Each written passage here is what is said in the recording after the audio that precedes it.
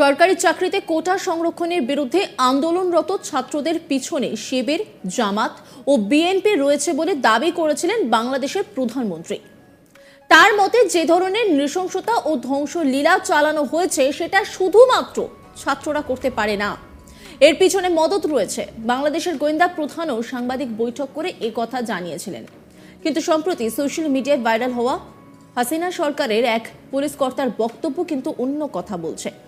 ওই viral video police কর্তাকে বলতে শোনা যাচ্ছে যে মাইরা তো ফেলছি, এখন কি করবা।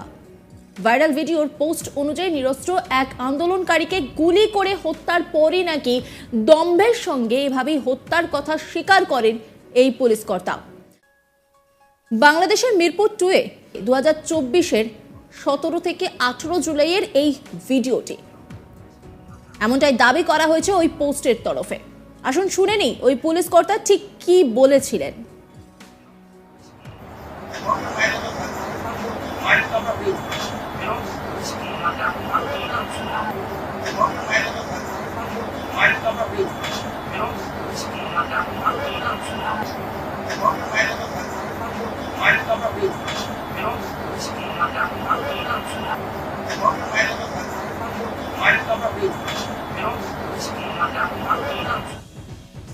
এখন প্রশ্ন হচ্ছে, সাংবাদিক বৈঠকে কিন্তু বাংলাদেশের প্রধানমন্ত্রী বারবার নিজের পুলিশ ও সেনাকে গার্ড করেছেন। তাকে বলতে শোনা গিয়েছিল তিনি প্রথমেই সেনা নামাননি। এমনকি পুলিশের উপর মিরপুর, রাজশাহী, ঢাকা সহ বিভিন্ন শহরে কিভাবে অত্যাচার করেছে আন্দোলনকারীরা তার বর্ণনাও দিয়েছিলেন তিনি। আসুন এ বিষয়ে প্রধানমন্ত্রী ঠিক কি বলেছিলেন শুনে নিই। অধিকার হয়ে গেছি রাজাকার। আরে রাজাকার তো আমি তোমাদের করি নাই, তোমরা নিজেরা স্লোগান দিয়ে তোমাদেরকে রাজাকার করেছো। তোমার স্লোগান দিয়েই তোমাদের পরিচয় দিয়েছো। তোমরা শুধু না, তোমরা রাজাকার, তোমার বাবা রাজাকার, এটা তো তোমরাই করেছো। চট্টগ্রামে 6 তলার উপর থেকে ছুঁড়ে ছুঁড়ে নিচে ফেলেছে। যারা জীবন বাঁচাতে ঝুলে আছে জানলার শিক ধরে, তাদের উপরে পাথর মেরেছে, হাত পায়ের রক কেটেছে, 7 জন ছাত্র একে হত্যা করেছে। এবং এইরকম হত্যাযোগ্য আরো অনেক জায়গায়, সব বিস্তারিত বলে বোধহয় শেষ করা যাবে।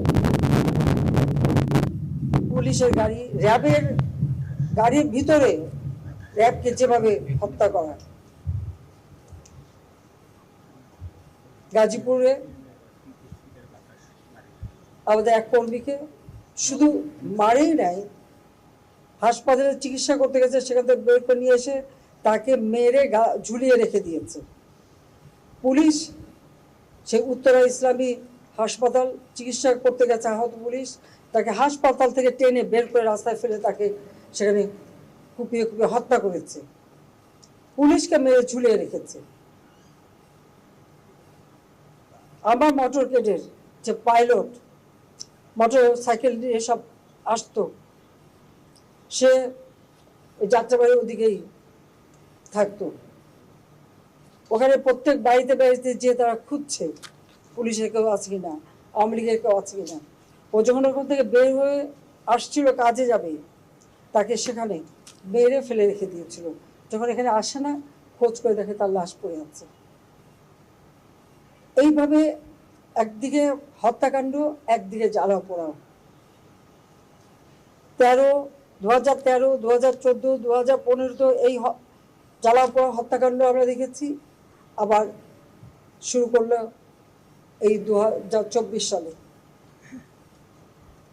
যখন দেশটা এই দীর্ঘ 15টা বছর রাত দিন পরিশ্রম করে প্রতিটি প্রতিষ্ঠান তৈরি করেছি। এই প্রতিষ্ঠানগুলি কাদের জন্য? এদেশের মানুষের জন্য। তো এই প্রতিষ্ঠানগুলি তো মানুষকে সেবা দেয়, মানুষের জন্য কাজ করে, মানুষের রুজির ব্যবস্থা করে, মানুষের আয়ের পথ খুলে দিয়েছিল।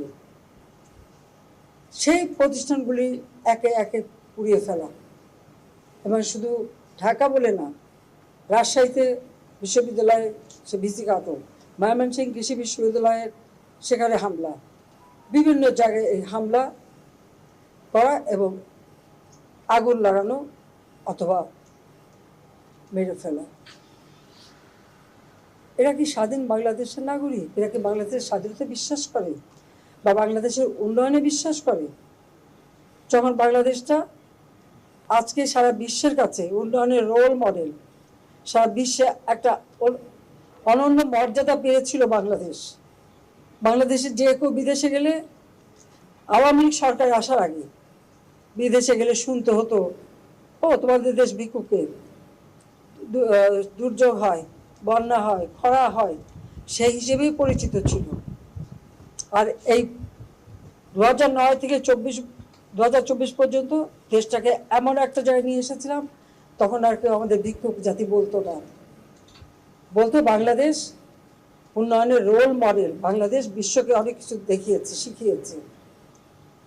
সেই বাংলাদেশকে যখন একটা মর্যাদাপূর্ণ জায়গায় নিয়ে আসলাম, এটাই তার প্রতিদান।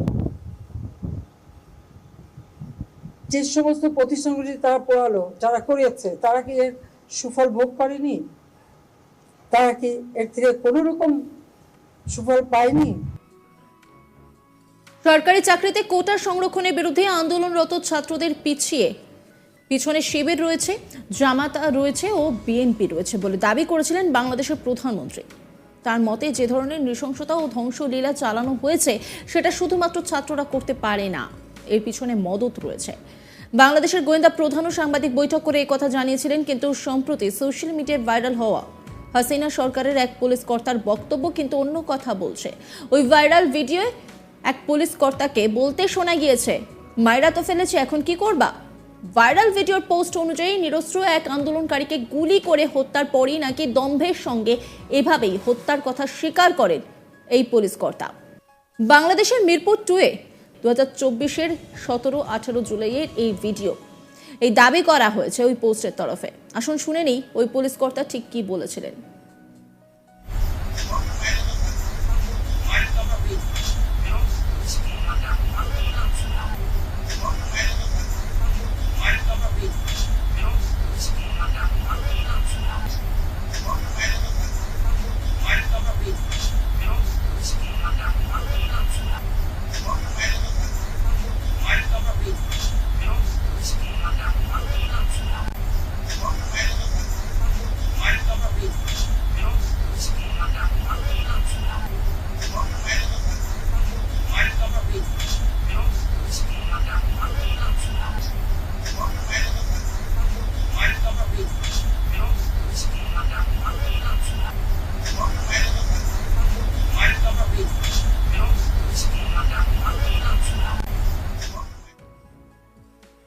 নজর রাখুন আজ তাক বাংলার ইউটিউব স্ট্রিমিংয়ে।